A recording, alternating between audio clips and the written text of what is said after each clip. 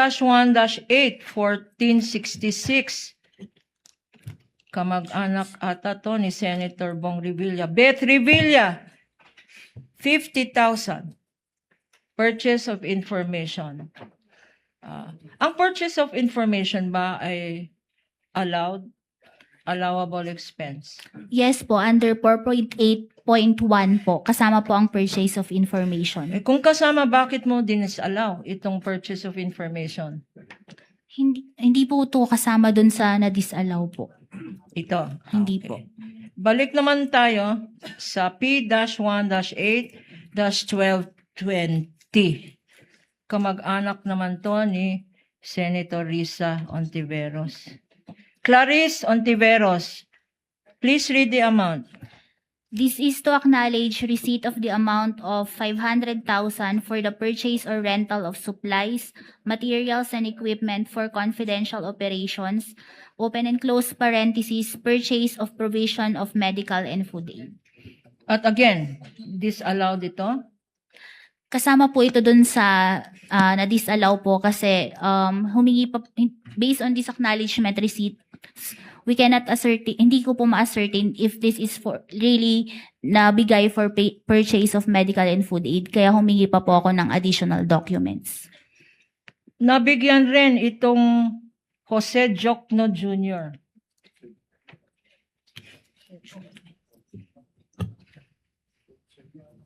Kamag-anak ba to ni Public Prosecutor, Madam Witness? Binerify mo ba?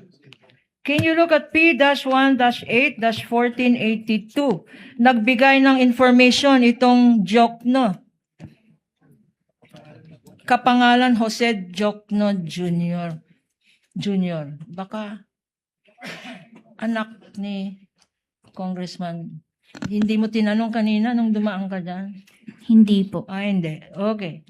Ito naman, 1-8, P-1-8-994. Kamag-anak naman ni Senator Lapid.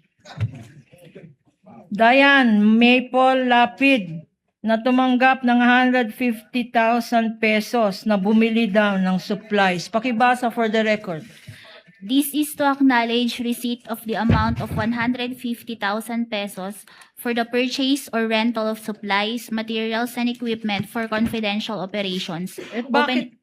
Sorry, go ahead. Open and close parentheses, payment for the purchase of supplies received by Diane Maple Lapid on Feb 17, 2023. Bakit naman naka-disallowed itong expense na to?